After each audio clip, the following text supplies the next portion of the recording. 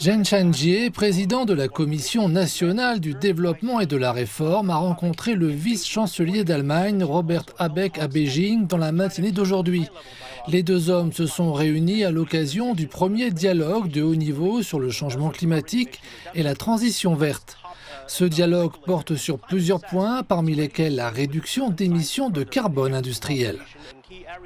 La plus haute autorité chinoise de régulation a déclaré être prête à travailler avec la partie allemande pour développer la coopération dans des secteurs clés tels que les technologies vertes et à faible émission de carbone.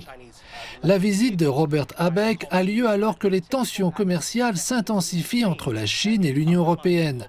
La semaine dernière, l'Union européenne a décidé d'appliquer de nouveaux droits de douane allant jusqu'à 38,1% sur les véhicules électriques fabriqués en Chine.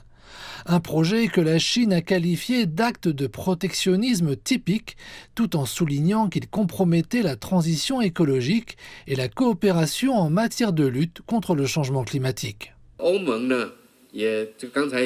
Comme mentionné précédemment, le projet de l'Union européenne d'augmenter les droits de douane sur les véhicules électriques chinois dans le but d'obtenir des bénéfices immédiats est une forme de protectionnisme commercial. Nous allons réaliser des recherches sur certaines des préoccupations mentionnées. À long terme, ces actions sont préjudiciables aux deux parties, et certaines peuvent même nuire à autrui. L'augmentation des droits de douane ne nuira pas seulement aux intérêts des consommateurs de l'Union européenne, mais elle aura également des conséquences graves sur le développement sain à long terme du secteur européen de l'automobile.